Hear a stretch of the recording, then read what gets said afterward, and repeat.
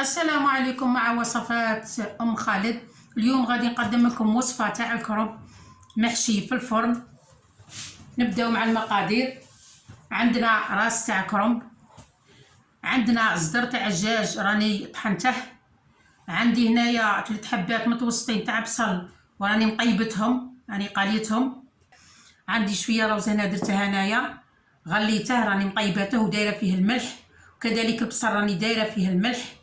وعندي هنا فرماج رابي، هذا نسحقوه من بعد. عندي كذلك طراف تاع فرماج، تبغي ديري تاع الميزان، هذا غادي نديره في الحشو. عندي لي زيبيس، عندي مغرف صغيره تاع ملح، وعندي نص مغرف حرور ونص مغرف كمون، وعندي كاس حليب، وعندي كذلك 3 حبات بيض. الا كانوا كبار ديري 3، والا كانوا من النوع الصغير ديري 4. بالنسبه للكرنب غادي نفهمكم.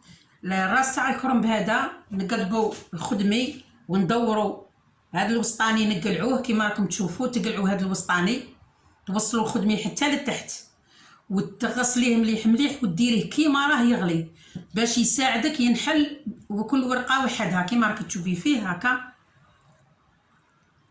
وكما نعرفوا الكرنب ثقيل في الماكله، كاين اللي ما يبغيش ياكله، حاولي تدبري له روسات باش يتكل باش ياكلوه. غادي نروحوا مع التحضير.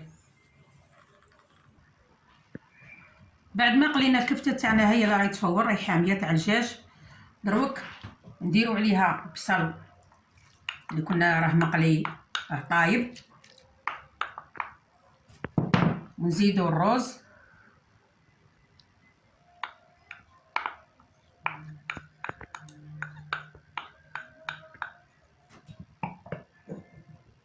ونديروا والكفته كي قليتها درت شويه ملح. ودروك نديروا هاد المقادير تاع لي زيبيس اللي قلنا عليهم، ونزيدوا شويه ملح، راني دايره كاع شويه ملح، ونعاود نزيد شويه مع الفرماج مع يجي نيشان.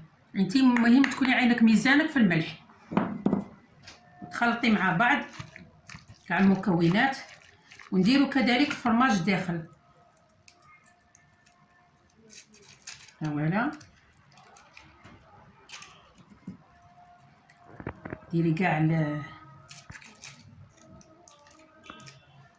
خلطي كاع المكونات مع بعض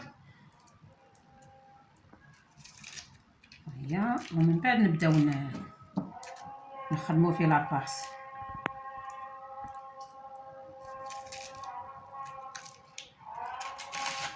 هكذا هكا كاع تخلطي.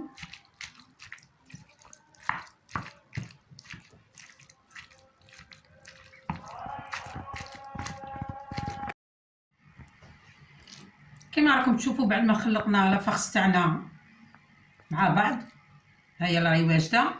دروك نبداو نلفوه في الكرنب، نحطو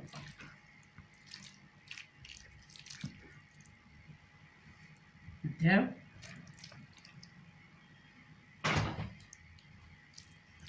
كما تعرفوا الكرنب غني بالفيتامينات، فيه الالياف، والوجبه هذه وجبه كامله فيها كل شيء، فيها الدسم، فيها بروتينات، فيها كل شيء. نبداو نلمو كيما هكا، نلموها ونبداو نلفو ندخلو هادو هكذا. حاولي معاه غير بشويه هكذا، بداي تلفي. ونبداو نحطو في البلا بعد ما دهناه بالدهان.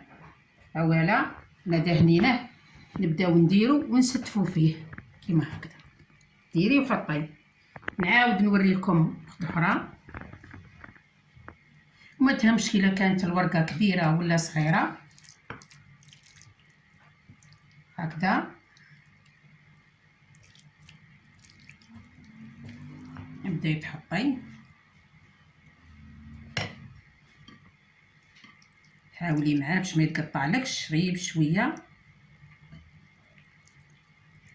هكا يجي بنين ويجي سهل في الهضم، وتجي وجبه محبوبه كيما هكا.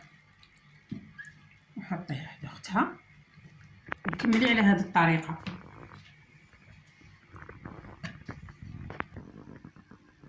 كما راكم تشوفوا بعد ما لفيناه كاع ستفناه دروك نفرغوا الحليب فوقه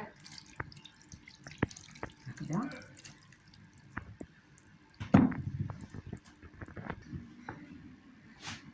دروك غادي ندخلوه في الكوشه حتى نشوفوا الحليب يشرب نشف شويه، نعاودو نخرجوه ونديرو فوقه البيض ونعاودو الفرماج رابي من الفوق.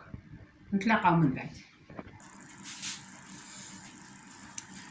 بعد ما درناه طاب والحليب شويه بدا ينشف منه، دروك نديرو فوقه البيض هكذا.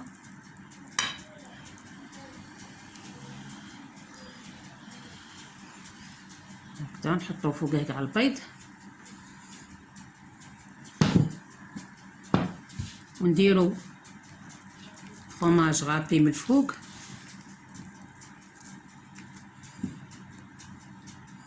ونعاودو نردوه للفرن يحمر ونتلاقاو في صحن التقديم.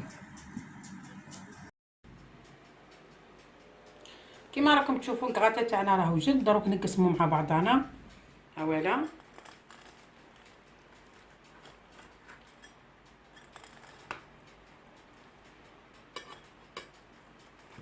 نتبعوا لاطراس تاع الحبه باش ما نخسروش هو كيما هاك.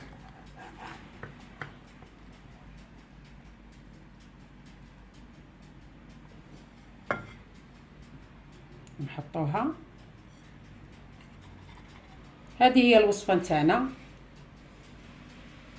الا عجبتكم الوصفه جربوها ودعموني بجيم ابوني وفعلوا الجرس باش يوصلكم كل جديد. والسلام عليكم ورحمه الله تعالى وبركاته.